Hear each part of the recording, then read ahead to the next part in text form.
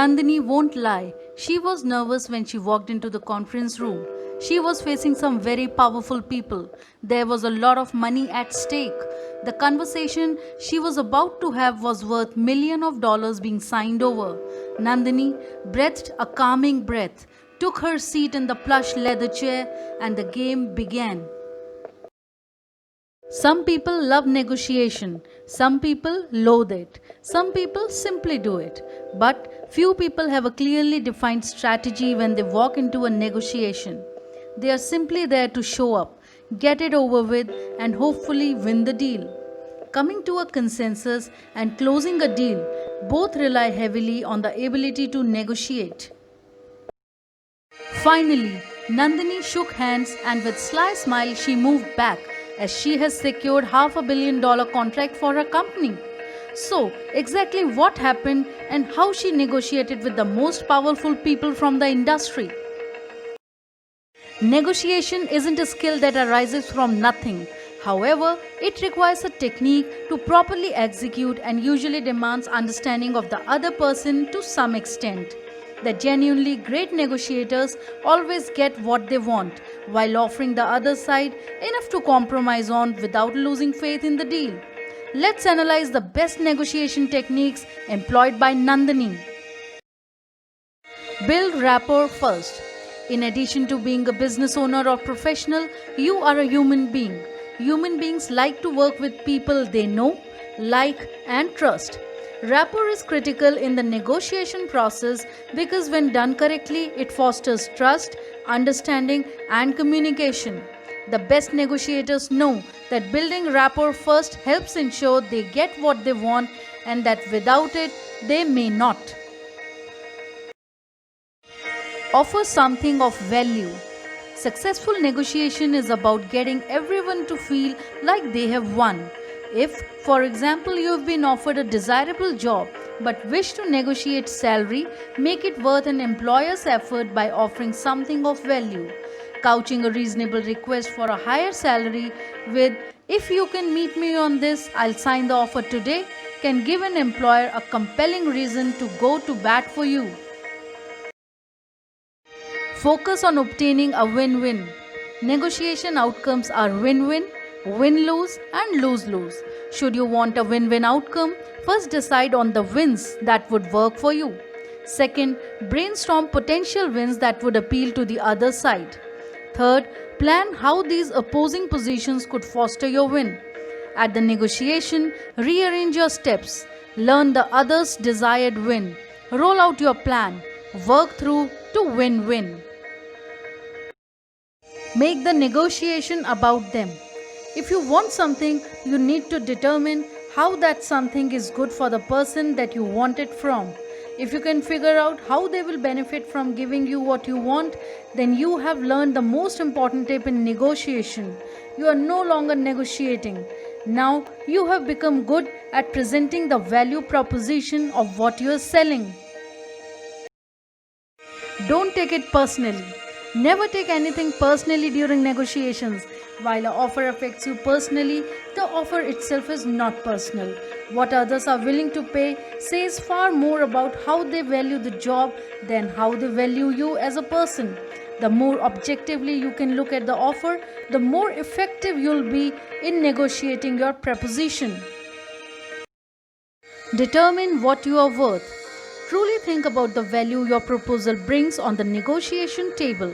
Come up with a proposition that it is worth and confidently point out to the person with whom you are negotiating. Remember, determining what you are worth is the fundamental of any negotiation proposal. Always be honest. Most negotiations focus on strategy and some degree of calculated manipulation. Prepare for discussing the underlying elements of what you want, why you want it, and why and how the other side would benefit from letting us have it as well. By being honest, you are not merely being vulnerable, you are creating a climate of value and equitable exchange. Never take the first offer. Especially in terms of offers, never settle for the first offer. There are 100 different things you might want to improvise during negotiations, and if you have accepted the original offer, you are doing yourself and the company a huge disservice by starting the relationship without what you both want. Embrace the pregnant pause. During negotiations, both parties outline their top priorities. Usually, more intense conversations follow, including discussions about deal breaking terms. A great tip is to embrace the pregnant pause during negotiations, which is when both parties stop talking to reflect or plan their next step. Don't talk first. See if the other party comes back with a better offer or option. Define your non negotiables. Negotiations can get very emotional, so remind yourself that you can always take a breath and take some time to consider your options. Of equal importance is the understanding of your non negotiables before you get into the negotiation, so you know what you need to protect. Get comfortable saying no. Being able to assertively say no to a request is an important skill for a leader to master. No holds power. No saves time and money. No is a verbal brick wall that stops the forward movement of a request or inquiry in its tracks. It has the power to end a negotiation or conversation in a split second. No can be used for convenience, while other times it can be used out of necessity. Let go of the outcome. It sounds counterintuitive, however, it's easy to walk into a negotiation with a firm or fixed idea of what must happen. Letting go of desired outcomes leaves you free to listen to the other party and explore possibilities. Know your boundaries, what you can and cannot do, but don't be so fixed on what you want that you can't hear or think of alternative options.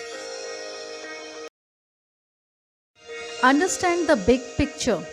During negotiations, it is important to understand the big picture. Be curious and gain an understanding of the other person's perspective and what they are trying to achieve.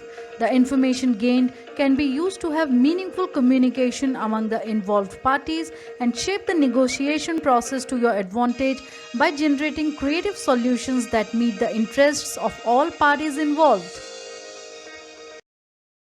Focus on your counterpart's emotions. You need to accept the fact that emotions are involved in negotiations, and you will be more successful when you start focusing on your counterpart's emotions. Try to understand their motivations, expectations, and fears. Acknowledge their feelings through positive body language, active listening, and summarizing what they say. This attention to emotion lays the groundwork for joint success. Ask questions and listen. Knowing what drives the other person always stacks the odds in your favor. Ask good questions and really listen so you know exactly what they value most. When you know what excites them, you can tailor the conversation in a way that resonates most effectively and better anticipates their needs and potential objections. Once you are on the same page, dazzle them with how you'll deliver.